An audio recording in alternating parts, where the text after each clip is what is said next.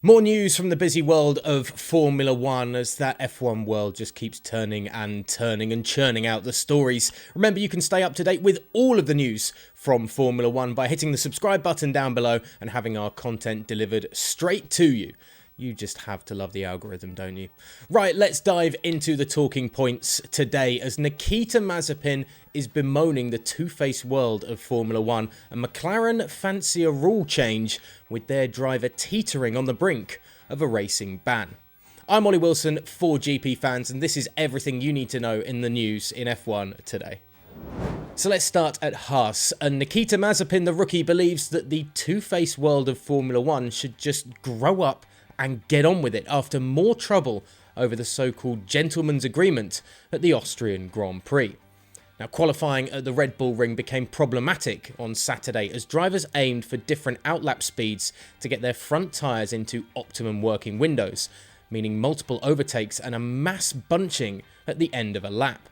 Race director Michael Masi had instructed drivers to avoid slowing in between the final two corners when preparing their laps, but Fernando Alonso was the victim of a Sebastian Vettel block as multiple cars contravened Masi's directive.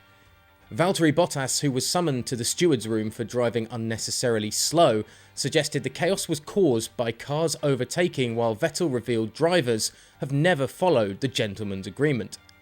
Much was made of Mazepin's antics in the opening qualifying session of the season in Bahrain, leading to the Russian accusing the sport of being deceitful.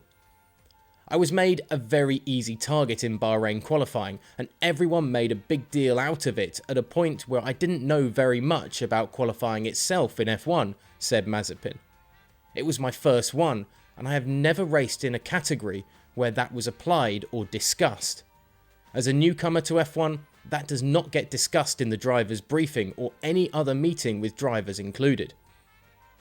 I just think F1 is a very double-faced world. If you have a big name under you with loads of championships under your belt, your actions are criticised less than if you don't. Mazepin is a fan of the world of F1 just growing up. With the issue becoming prominent at Bahrain, Azerbaijan and now Austria, and notorious problems expected to be repeated at venues like Monza later on in the season, Mazepin ruled out needing a hard and fast rule to stop this sort of fiasco on outlaps. I'm a big fan of growing up and just getting on with it, he explained.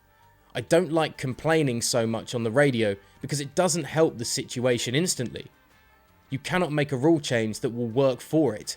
You just have to accept this is Formula One, and F2 and F3 are exactly the same. They just have less radio coverage, so you don't see as many angry messages. It is also a matter of luck, and sometimes the track positioning goes towards your benefit, and sometimes it doesn't. But ultimately, it is up to making a good show for everyone, so I actually don't mind it so much. When put to him, F1's world feed doesn't show the full context of blocking scenarios and can stitch up drivers who subsequently get penalised for impeding. Mazepin added, "My truthful opinion is that you are very right, but I think it is a battle we will never win. F1 is an entertaining sport and people love to see happiness and angriness at the same time.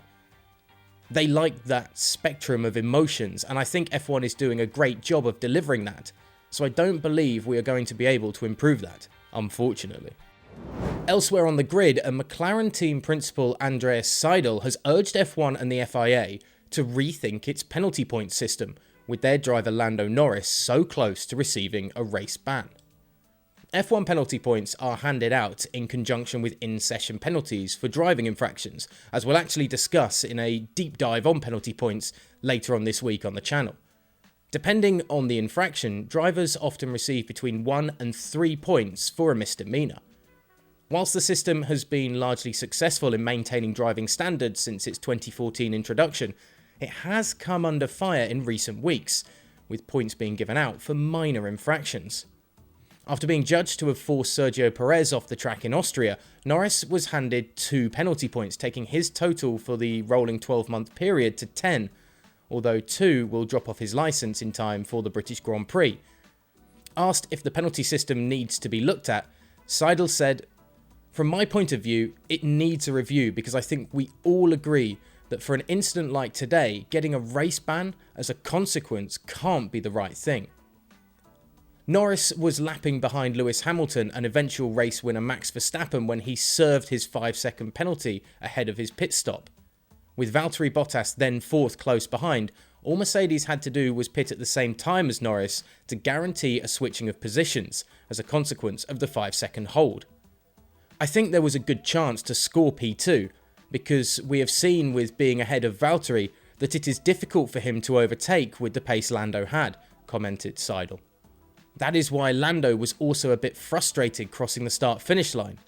But as I say, that is history. In the end, there were a lot of positives which give us good energy, good motivation to simply keep going in the direction we are heading at the moment, and hopefully we can have races like this more often.